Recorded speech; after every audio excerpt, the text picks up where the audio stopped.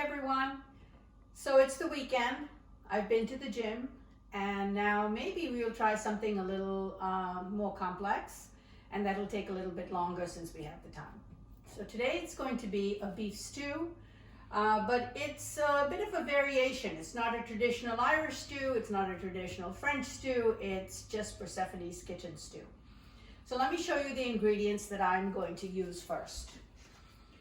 I'm going to use 2 tablespoons of fish sauce, a 1/4 cup of soy sauce, 1 teaspoon of rubbed sage, 1 teaspoon of an Italian herb blend, dry herb blend, and 1 teaspoon of thyme. Also, what I'm going to use, I have 6 carrots here cut, and notice how I cut my carrots. I cut them on the diagonal, and that is because that increases surface area for cooking, but it also looks much nicer. You know, having just a chunk of carrots, having one with a slightly different shape is always more interesting. And since I've cut them before we have started, peeled and cut, I'm going to keep them in cold water. This way they won't get all dried out. I've also cut 4 Yukon Gold peeled potatoes, and they're about this size each piece. And again, if you leave potatoes just sitting out in the air, cut and peeled, they're going to turn brown. So I have them in cold water. Now on this side, what I have are these ingredients. I have button mushrooms cut in quarters. I have a very large red onion chopped. I have 8 cloves of garlic chopped. I have 5 slices of thick bacon sliced and about this size. Now, you don't have to use this. If you choose to cook without pork, you can just leave this out. Or you can use, a great alternative is duck bacon. I'm going to use a 1.5 cups of either a burgundy wine or a pinot noir. So this is a pinot noir. I'm going to use 3 tablespoons of ketchup and 2 tablespoons of tomato paste. So now that we have all our ingredients together, why don't we start first by sauteing the bacon. I'm going to turn the stove on to high, and as soon as it heats up, I'm going to add the bacon, and that is going to take about 5 minutes to turn nice and brown, and so I will meet you after about 5 minutes.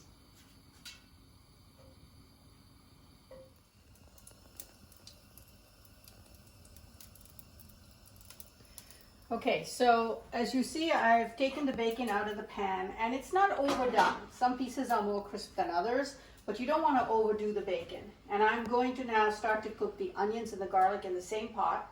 If you need additional oil, please add some cooking oil.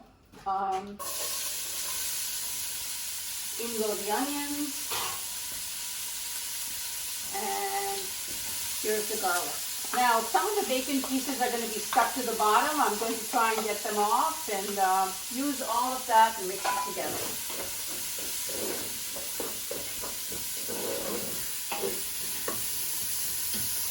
I'm going to wait for the onions to soften a little bit for a little while, and in the meantime, I'm going to cut my meat. Now, for a beef stew, you can use tenderloin. It'll cook much faster, it's much more expensive. But I like to use a tougher cut of meat so that I can cook it slowly over time. So I'm going to use chuck. You can use round. And I'm going to use a total of 5 pounds. Okay, so I have about 5 pounds of meat here. I've rinsed the meat and I'm going to cube it. Now, some people like really large cubes. That's not my thing. So notice also I've taken out most of the fat from the bottom.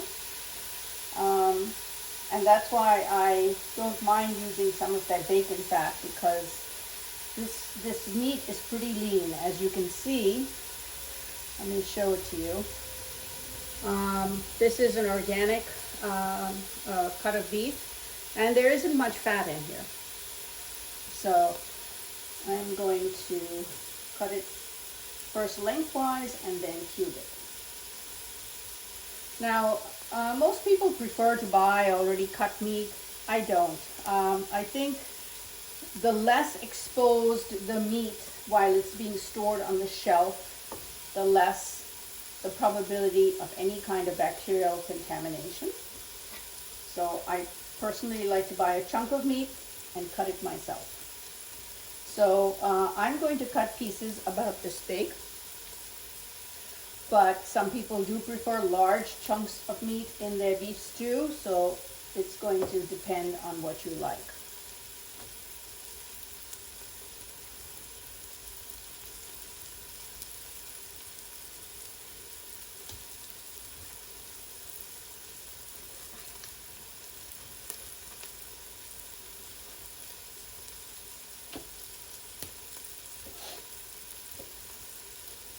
The kitchen is beginning to smell very yummy.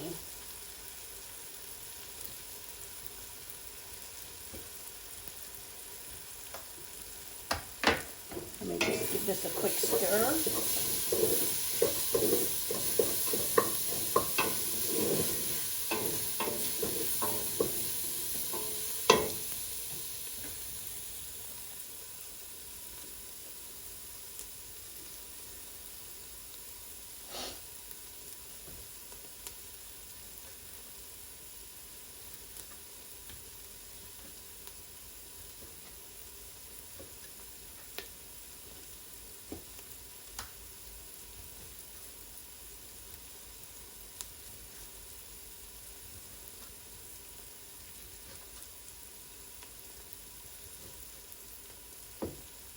So again, these are the sizes of cubes that I am making.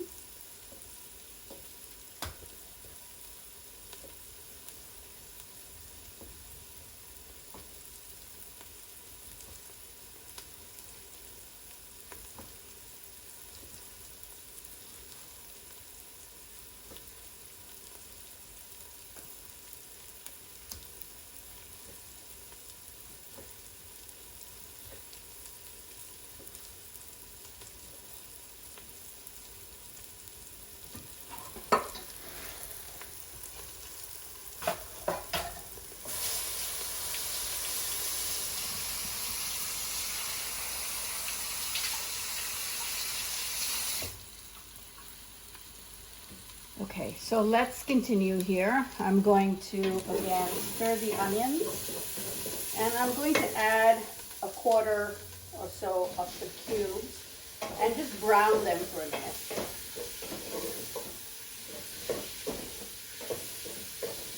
Now I have my stove on the highest setting. I'm going to add a little more because I have more space in my pot. You want to keep it about a single layer of meat as you brown it. See, I have about a single layer of meat. It's not too full in there, but make sure your stove is as high as you can go.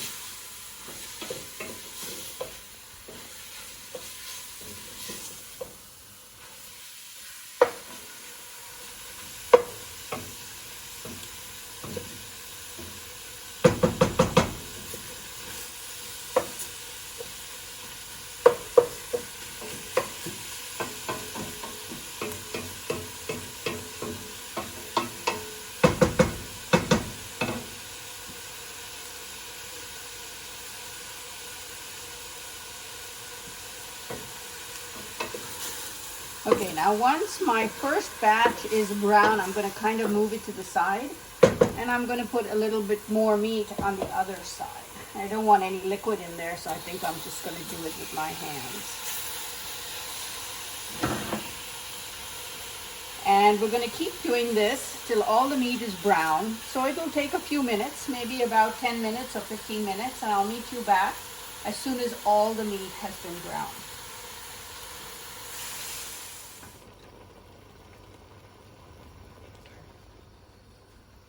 Okay, so the meat is brown. It's not too brown, it's just lightly brown. And now I'm going to add in a quarter cup of flour. And I'm going to stir that up.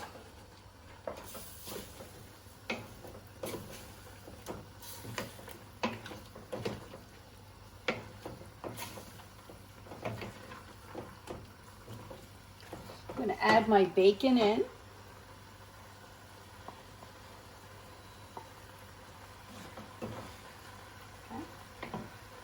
I'm going to add the dried herbs, and I showed them to you before. They're right there on the counter. Sage, 1 teaspoon.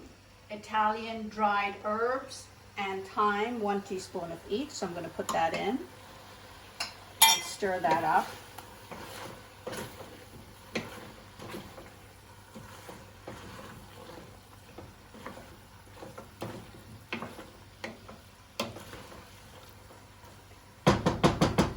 Now we also have a quarter cup of soy sauce and 2 tablespoons of fish sauce.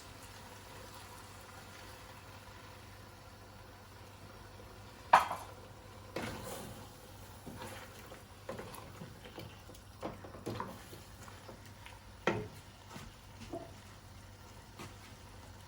going to do 1.5 cups of the pinot noir, or you could use burgundy just as well.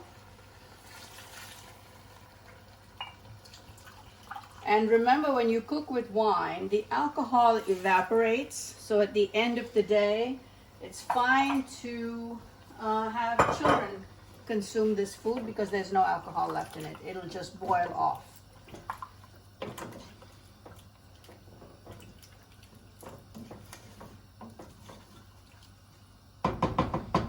Now, we said we're going to add ketchup. So I have 3 tablespoons of ketchup here.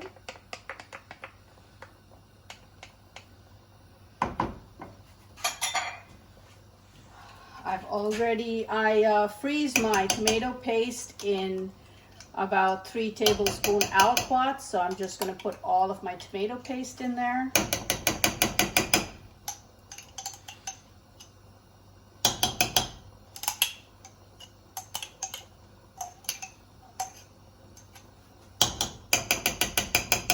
And I'm going to rinse out the bottle with some cold water.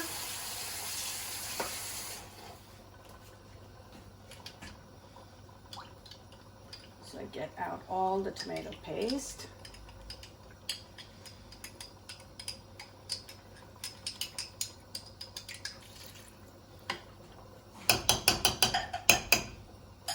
Give that a good stir.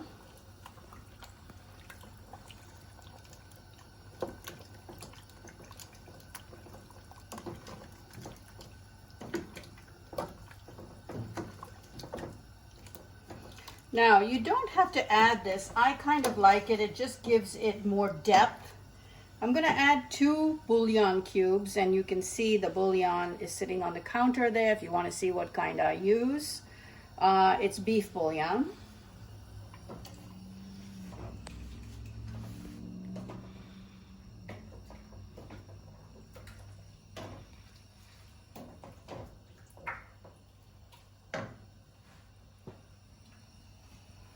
I'm going to add all my mushrooms.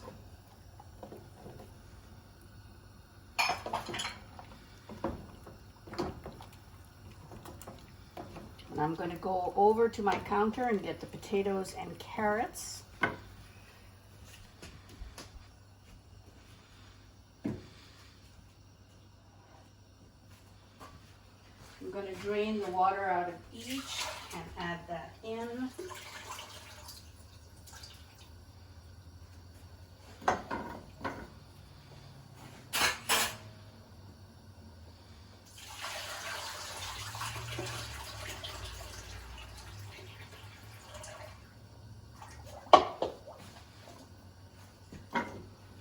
Keep stirring as I do this so everything gets well melded.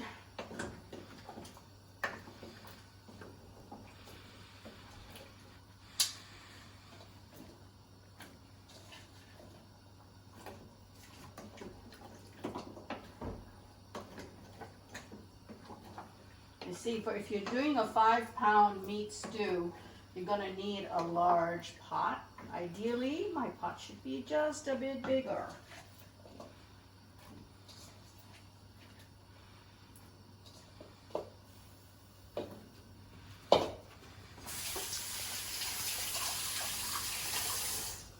Now notice I did not add any salt because I have soy sauce, I had a little ketchup, I had fish sauce. All of these things contain salt.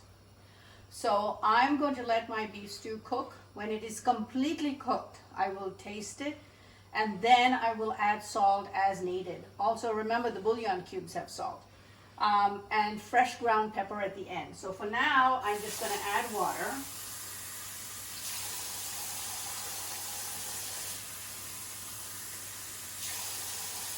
So 2 8-ounce glasses of water. And I'm going to mix that up. Now, if you like to cook in a slow cooker, this is a great thing to do in a slow cooker.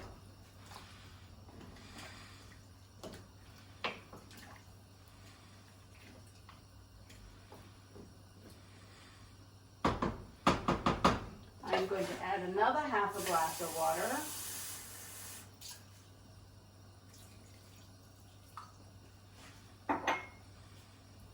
You see now everything is pretty much submerged, right?